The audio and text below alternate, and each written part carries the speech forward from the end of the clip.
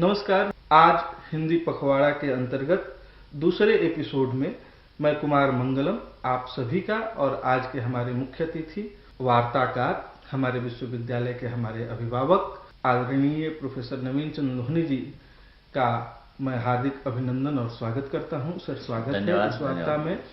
जैसा कि आप सभी को ज्ञात है, आज का जो विषय है ब्लॉगिंग एवं सोशल मीडिया से बनी हिंदी की दुनिया, इस विषय पर बातचीत करेंगे। और सर से जो पहला सवाल मैं करना चाहता हूं सर, आपकी अनुमति से, जो हिंदी का लोकवृत्त है और हिंदी जाति या हिंदी समाज है, उसमें इस तरह की ब्लॉगिंग साइट्स ने, सोशल मीडिया ने किस तरह का बदलाव पैदा किया है? पहले तो धन्यवाद आपका कि आप लोगों ने मुझे इस कार्यक्रम में जोड़ा। और एक महत्वपूर्ण विषय जिसको आज के दिन हम ये समझते हैं कि भाषा विकास के क्या क्या तरीके और स्वरूप हो सकते हैं, उसमें टेक्नोलॉजी के भाषा के हिस्से में आ जाने के बाद जो बड़ा बदलाव आया और पिछले 20-25 वर्षों में जिस तरह से दुनिया भर की भाषाओं को नए प्लेटफॉर्म्स मिले, उसमें हिंदी को भी ये प्लेटफॉर्म मिले जिसे हम कह रहे हैं कि वो लोकवृत्त की हिंदी बनी। क्योंकि कई बार ये होता था, लोग लिखते तो थे, छपना प्रकाशित होना बड़ा मुश्किल था। कई बार ये था, आप कुछ जानते हैं लेकिन कहें किस भाषा में, तो कोई संपादक चाहिए, कोई उसको आगे बढ़ाने वाला चाहिए, वो भी सोशल मीडिया ने आपको खुद बना दिया। तो कई बार भूमिकाओं में आप स्वयं लेखक हैं, कवि हैं, पत्रकार हैं, संपादक हैं, सारी भूमिकाएं आपके पास हैं। आप उसको किस रूप में देना चाहें, दिखाना चाहें, किन चित्रों या किस तरह के तमाम तरह के ग्राफ और बाकी के साथ बताना चाहें, किस आइडिया के साथ बताना चाहें, अगर आप उसमें वीडियो भी जोड़ना चाहें, तो सारे तरह की चीज़ें इस समय आई। तो एक तरह से जो हिंदी के विकास का नया स्वरूप है मेरे हिसाब से, वो इस सोशल मीडिया से बना है। हमारे वे सब लोग जो हिंदी में देवनागरी लिपि में लिखते हैं, उनके लिए भी हिंदी है। वे सब लोग जो हिंदी को देवनागरी के अलावा अन्य लिपियों में लिखकर सीख और पढ़ और बोल रहे हैं, उनके लिए भी वो जगह है।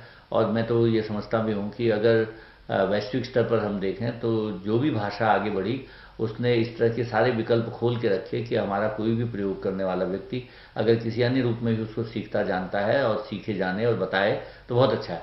क्योंकि बीच के दौर में मुझे अन्य जगहों पर रहते हुए अनुभव हुआ कि वैश्विक स्तर पर अनेक भाषाओं में लोगों ने उस भाषा की जो परंपरागत लिपि है उसको तो सीखा, लेकिन अपनी लिपि में भी उस भाषा को आगे बढ़ाया।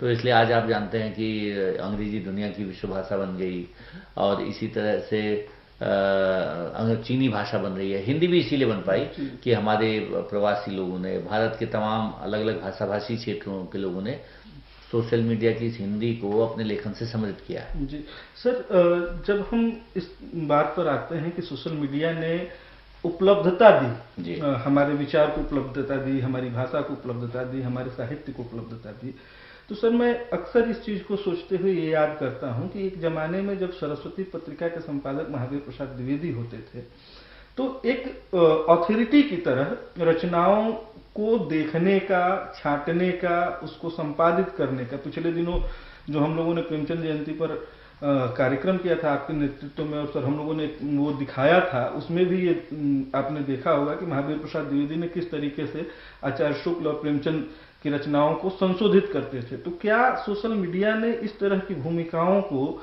अनदेखा किया है? देखिए, संभावनाओं की बात क्या है कि जब आप एक खास हिस्से में सीख रहे होते हैं हिंदी को या भाषा को, तो उसमें एक व्याकरणिक अनुशासन तो चाहिए। और व्याकरणिक अनुशासन नहीं होगा तो विकास जिस तरफ से भी होगा उसमें बहुत सारे डाइवर्जन आएंगे, और कई बार वो भाषा आ जाएगी जो व्याकरणिक तौर पर गलत हो या उसके शब्दार्थ और बाकी चीज़ें भी गड़बड़ा जाएं। तो अनुशासन होना अच्छी बात है, लेकिन जो आज का समय है, उस समय ने हमको ये सिखाया कि आप आत्मिक रूप से भी अनुशासन सीखें। और चूंकि तकनीकी ने आज हमको ये भी बता दिया कि ग्रामर के तौर पर, भाषा लिखने के टूल्स के तौर पर अगर आप वाकिफ़ हैं, आपकी जानकारी अच्छी है, तो आप व्याकरणिक अनुशासन भी लागू कर सकते हैं। आपको सेल्फ हिंदी ग्रामर अब मिल रहा है उसमें। तो इसका मतलब है कि हमने जो सीखना शुरू किया, गलतियों से सीखते हैं।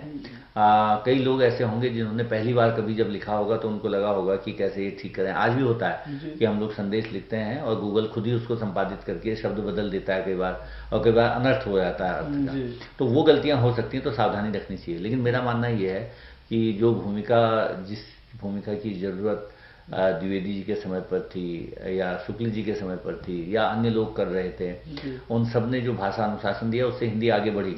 लेकिन आज की हिंदी आगे तभी बढ़ेगी जब सब लोग जो प्रयोग धर्मा हैं और प्रयोग कर रहे हैं तरह तरह के, उन सबको भी छूट दी जाए। और वैश्विक स्तर पर भी ये हम लोग अनुभव कर रहे हैं कि भाषाओं में इस तरह के बैरियर लगा भी नहीं सकते आप, और लगाएंगे तो उससे भाषा विकास रुकेगा। दुनिया की अनेक भाषाओं में, जिसमें हमारी कुछ पुरानी भाषाएं हैं भी भारत की, वो इसलिए विकसित होने से रुक गई कि हमने बहुत सारे उसमें अनुशासन लागू कर दिए और वो अनुशासन में रह करके वहीं एक तरह से प्रयोग से बाहर हो गई। तो ये मैं समझता हूँ हिंदी के लिए बहुत अच्छा है कि हम लोगों ने उस नेतृत्व को भी स्वीकारा जो हमें अनुशासन सिखा रहा था, उस व्याकरणिक अनुशासन को भी हम जानते हैं। तो बहुत अच्छा है कि हम लोग लिखें, लाखों लाख पेज प्रतिदिन हिंदी में लिखे जा रहे हैं। इसका मतलब ये है कि सब तरह के प्रयोगों को हिंदी जगत स्वीकार कर रहा है। सर एक और सवाल इससे जुड़ता है, आप खुद ब्लॉगर रहे हैं, हिंदी में कबाड़ खाना लिखते पढ़ते, अनहद, समालोचन, शब्द वगैरह। एक समय में मुझे याद है कि जब मैं हिंदी साहित्य में आ ही रहा था, विद्यार्थी था स्नातक का, तो एक समय खूब धूम थी, हम लोग खूब खोज करके पढ़ते थे, आप खुद ब्लॉग को चलाते थे। लेकिन आज जब हम 2025 में बैठे हैं तो एक ले दे करके समालोचन और अनुनाद जैसे दो एक वो जो पुराने प्लेटफॉर्म थे ब्लॉगिंग की दुनिया के, जो सरताज माने जाते थे, वो आज एक दो ही बचे हैं। तो इसके पीछे की क्या वजहें रही होंगी? ब्लॉग जैसे जो प्रकाशन के माध्यम थे सर, वो सर्वसुलभ थे और कहीं ना कहीं यहाँ पे किसी तरह का किसी किस्म का सेंसर नहीं था, लेकिन इसके बावजूद हिंदी में इनके प्रयोग का जो कम होना है, ये किस ओर संकेत करता है सर? मुझे क्या लगता है कि जैसे हिंदी में जब ई पत्रिकाओं की तरह वेबसाइट्स ने कुछ पत्रिकाएं शुरू की तो बड़ा स्वागत हुआ उनका। जैसे मैंने शुरू में जो लेख लिखे शायद 2002-3-4 के आसपास, अभिव्यक्ति और अनुभूति शुरू किया था सारजात से पूर्णिमा वर्मन जी ने, और बाद में हिंदी कुंज और बाकी इस तरह की वेबसाइट पत्रिकाएं, तो उनके लिए भी हम लोगों ने लिखा। बाद में जब एक समय में ये आया कि अब ब्लॉग आ गए हैं और आप स्वतंत्र तौर पर अपने आप ये प्रयोग कर सकते हैं, तो मैंने भी जैसे एक अपना निजी ब्लॉग बनाया, एक हम लोगों ने विश्वविद्यालय के विभाग का ब्लॉग बनाया। ये भी 6-7-8 के बीच की घटना है। तो इन वर्षों में हम लोगों ने ये देखा कि अभिव्यक्ति का एक नया प्लेटफॉर्म मिल रहा है। हम लोग पत्र पत्रिकाओं में लिख रहे थे, अखबारों में लिख रहे थे और दैनिक तौर पर उसका बड़ा प्रचार था, लाखों लाख अखबार छपते थे। लेकिन वहाँ भी जगह कम हो गई क्योंकि वहाँ स्वरूप बदल गया। एक तरह से हर चीज में बदलाव आना ही है। तो जो ब्लॉग आए थे उनकी स्वीकृति हुई। एक समय में साहित्यकारों ने उसको बड़ा समर्थन दिया, पत्रकारों ने समर्थन दिया, जो नए लेखक थे, युवा थे, उन लोगों ने बड़ा समर्थन दिया, और जो संपादक मंडल था उसकी भी अपने कई नाम लिए और इनकी एक बड़ी स्वीकृति थी। लेकिन आज भी मैं समझता हूँ जो आगे बढ़ रहा है हिंदी समाज, उसमें निजी तौर पर लिखने वालों की संख्या, फेसबुक पेज पे हजारों पेज लोग लिख रहे हैं, इसी तरह से इंस्टाग्राम पर लोग चले गए, आप ट्विटर पर चले गए, तो नई चीज आ गई। अब जब नई चीज आती तो पुरानी चीज बदलती है, और उसी रूप में चले ये संभव ही नहीं है। क्योंकि एक जो कई बार होता है ना, जैसे अनुशासन तय होता है किसी चीज का, तो ही उसके खिलाफ विद्रोह भी शुरू हो जाता है, या कहिए बदलाव के संकेत जो मिलते हैं लोग उस तरफ चले जाते हैं। तो मैं इस बदलाव को बुरा नहीं मानता, क्योंकि जहां एक व्यक्ति, एक संपादक उसको चला रहे थे, एक समूह चला रहा था, अचानक हमको हजार संपादक मिल गए। तो सर अब ब्लॉगिंग से थोड़ा आगे बढ़ते हैं, सोशल मीडिया की ओर आते हैं।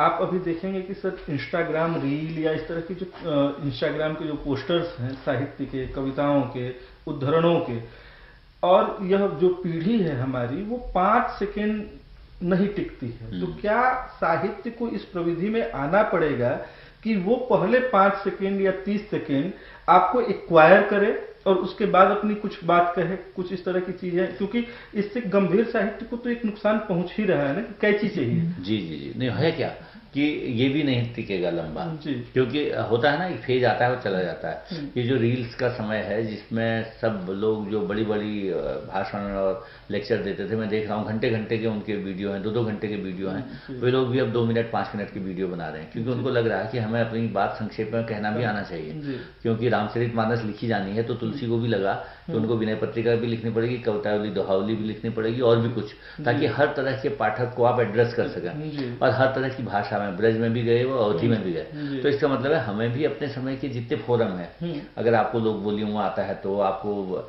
हिंदी में आता हो तो, या वैश्विक भाषाओं या भारतीय भाषाओं में कहीं में आता हो, उन रूपों में भी आप कह सकते हैं। तो मुझे क्या लग रहा है कि ये जो भी परिवर्तन लक्षित हो रहे हैं, ये एक तरह से हिंदी के विकास में या भाषा विकास के ही क्रम है, और ये कभी भी नहीं हो सकता कि जो चीज़ आज आई है वही रहेगी। मुझे लगता है कि पिछले 20 वर्षों में इस तरह की जितनी पुस्तकें आई होंगी वो आउटडेट हो गई, पिछले 10 सालों की भी आउटडेट हो गई, पिछले 5 सालों की हो सकता है कोई रेफरेंस में आदि बच जाए।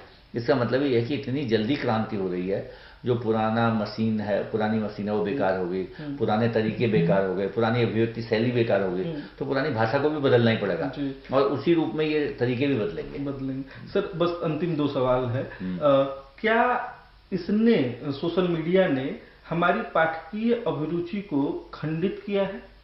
ये तो बात सही है, क्योंकि जब मैं एक जगह समय दूंगा तो मैं मनुष्य एक ही हूँ, एक है मेरा, और ये क्या हो गया, ये सुविधाजनक तरीके से आपके पास एक यंत्र आ गया जो आपको सब चीज़ें सुलभ करा रहा है। तो हम किताबें भी उसमें पढ़ सकते हैं, पढ़ने वाले पढ़ते हैं, पढ़ने वाले लोग मुझे अभी भी ट्रेन में, फ्लाइट में दिखते हैं, लैपटॉप खुला हुआ है, वो किताब ही पढ़ रहे हैं। पढ़ने का तरीका बदल गया, हाथ में किताब नहीं है, लैपटॉप में है, मोबाइल में है। तो ऐसा तो नहीं कह सकते कि पढ़ना खत्म हो गया। कम होना और ज़्यादा होना इस बात पर है कि रुचि क्या है। जैसे मैं स्वयं अपने कमी भी बता सकता हूँ कि हम लोग कई बार ऐसा सोचते हैं किताबें पढ़ेंगे, फिर लगता है अच्छा किताब की बजाय तो इसको डाउनलोड कर लो। फिर कई बार होता है अच्छा डाउनलोड किया हुआ आपकी बैटरी समाप्त है, आपको थकान है, आप कंप्यूटर के साथ उस समय तारतम्य नहीं बिठा पा रहे, तो पढ़ना लिखना कम हो जाता है कई बार। लेकिन जिस तरह से हिंदी में या भारतीय भाषाओं में या दुनिया भर की भाषाओं में किताबें छप रही हैं, पत्रिकाएं छप रही हैं, कोई तो उनको पढ़ ही रहा होगा, अगर नहीं पढ़ते तो छपती क्यों? तो ऐसा भी नहीं है कि वो खत्म हो गया। कम होना और ज्यादा होना भी समय सापेक्ष है, क्योंकि अभिव्यक्ति का एक ही तरीका था कभी कि रामलीला रासलीला होती थी, लोग सारे नाटक देखने जाते थे, फिर टीवी आया तो कुछ सीरियल आए।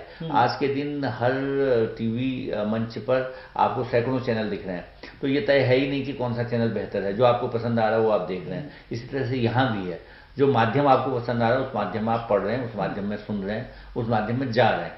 तो ये तरीका बदलना ही होगा, और बदल जाने में कोई दिक्कत नहीं है। इसलिए हम लोग देख रहे हैं ना, परंपरागत रासलीला रामलीला भी है, परंपरागत नाट्य स्वरूप भी चल ही रहे हैं, और नाटक एकांकी प्रस्तुत भी हो रहे हैं, लेकिन उसी के साथ टेलीविजन भी चल रहा है, उसके साथ फिल्में भी चल रही हैं, उसी के साथ OTT भी चल रहा है, उसी के साथ कोई नया प्रयोग आ जाएगा वो भी चलेगा।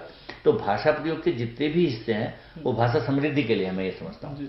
सर बस एक आखिरी सवाल, बहुत संक्षेप में इसका जवाब लेना चाहूँगा, चूंकि आप उत्तराखंड मुक्त विद्यालय को देख रहे हैं आजकल, तो सर क्या विश्वविद्यालय इस तरह के माध्यम को अपने ज्ञानात्मक विकास के लिए आपके भीतर कोई खाका है या कुछ इस तरह की जो हमारे श्रोताओं के साथ आप साझा करना? हाँ बिल्कुल, मैं तो समझता हूँ भाषा विकास के इस क्रम को हमें समझना ही चाहिए, और भाषा वैज्ञानिक अध्ययनों के हिस्से से भी, और सोशल मीडिया के बदलाव को दुनिया भर में कैसे हो रहा है, हम लोग कैसे देख रहे हैं, हम कैसे पाठ्यक्रम का हिस्सा बना सकते हैं। मुझे तो अभी भी लगता है कि भाषा विकास को जानने के लिए ये जो नया मीडिया है बहुत ही तेजी से बदलता हुआ नए तरह की हिंदी या नए तरह की भाषाओं को लाने के लिए जिम्मेदार है। तो जरूर इस पर करना चाहिए, और जो भी पाठ्यक्रम हैं उनमें हम कोई न कोई स्पेस दें। अगर हम पत्रकारिता पढ़ा रहे हैं, अगर हम रेडियो टेलीविजन पढ़ा रहे हैं, अगर हम सोशल मीडिया पढ़ा रहे हैं, तो हमें चाहिए ही चाहिए इन तीनों में कि बदलाव इतनी तीव्रता से हो रहे हैं कि आपको नए बदलावों के, नए रिसर्च को और नए स्पेस को तैयार रखना पड़ेगा, तभी हम लोग उसके साथ चल पाएंगे, और तभी हमारी भूमिका भी उसी रूप में वहाँ पर मान्य रहेगी। सर आपने अपने व्यस्ततम समय से थोड़ा सा समय निकाल करके हमें दिया, और आप वार्ता करने आए। मैं उत्तराखंड मुक्त विश्वविद्यालय की ओर से आभार देता हूँ। मैं चाहता हूँ मेरे अलावा अन्य लोग भी इसमें जुड़ें, और हम इस श्रृंखला को केवल हिंदी पखवाड़ा या मास में न बनाएं, साल भर चलाएं, तमाम तरह के लोग इसमें बातचीत करें, हम आगे बढ़ाएं इसको। मित्रों, आप सबने सुना, निश्चय ही आप इससे लाभान्वित हुए होंगे। आप सबके प्रति भी मैं अपना आभार प्रकट करता हूँ। बहुत बहुत धन्यवाद।